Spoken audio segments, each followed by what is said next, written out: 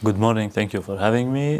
The relationship with Yuval and Rachel started when we started the project 5 years ago. When we start working on Netherlands, they show up in Masafer Yatta, and before 5 years, me and Hamdan are activists, filming and documenting what's going on since when we were teenagers.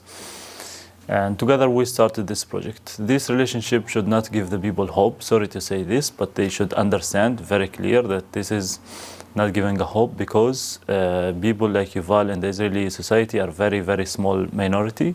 They're counted in numbers, I mean. And the main reason for to having our both characters, having Yuval in the movie from my perspective, is to show the apartheid system between how Israeli person living in the land and how the life of the Palestinians in this land, that a lot of people in the West try to deny or denying that there is no apartheid system is existing, but does exist.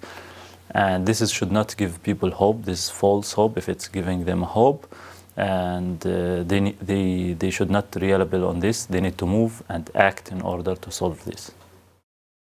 The situation in Masafer Yatta since like in the last year and a half get really worse and worse day by day. The settlers' violence and attacks increased in very high numbers. There is daily physical attacks. There is almost every day people get injured. My friend and co-director in Netherlands, Hamdan Belal, in 24th of March was precisely attacked by settlers and soldiers in front of his home, and he was abducted by soldiers and he was tortured in a military base for 20 hours. Just last night, the wife of my friend her hand was broken and she is like bleeding, and another boy of like a 6-year-old and another friend of us, activist, got attacked by settlers who invaded their village.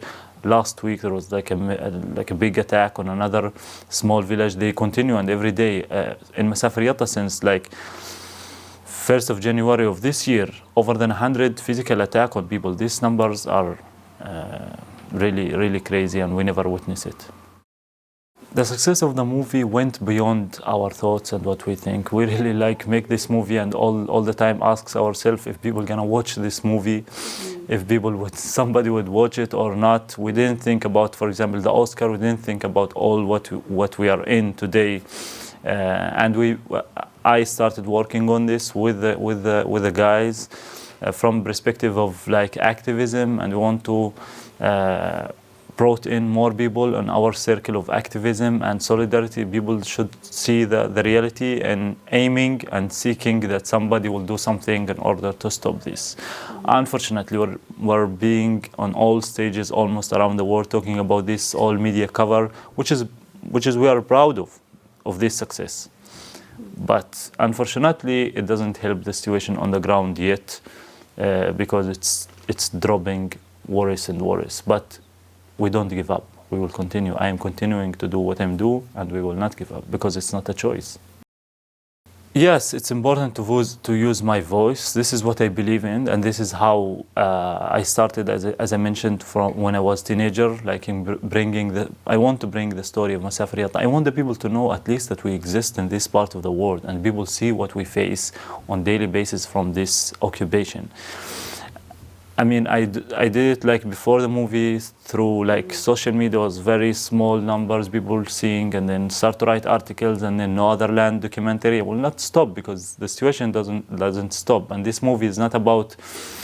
It's not a documentary that documenting the past. It's the past and the present, and unfortunately, from what I see, is also the future gonna be. But I hope for the long future, something gonna change, and this will end, and we will have different life, or at least for my daughter, for the children of the community, they will have better future and better life. To be honest, yes, I have message. I have message to those people who maybe does not agree with everything that we are saying, with everything that we are showing, but at least come and watch No Other Land documentary. And for people who's already on our side, people who watch this documentary, and people who see the reality and understand everything going on, I don't want them to give up to the idea that they can't do something and this is something bigger than them. Don't hesitate any opportunity that you can be part of to fight the injustice and the oppression and the aggression. Like anything you can do, anything really small or big, please like do it. We will feel it. Even when we're facing this horror, when we see images of solidarity and people standing for our rights, this is give us at least hope and make us feel that somebody is with us and somebody care about what's happening. So don't give up to the idea that, you know, this is bigger than you, or this is because America is doing this, so we can't. No, because America is doing this, I think this because of this add the weight to Europe to protect the international law and the system that was created after World War II. And they have to protect it and to make it applicable for all countries around the world. And not in certain places it should be applicable and should be sanctions, and the ones that violate international law pay a price, but when it comes to Israel it's a different situation. No, the law is very clear. It should be for all the human beings around the world. Hi everyone, my name is Basel Adra, one of the Northern documentary co-directors. I really want people to come watch No Other Land if you can.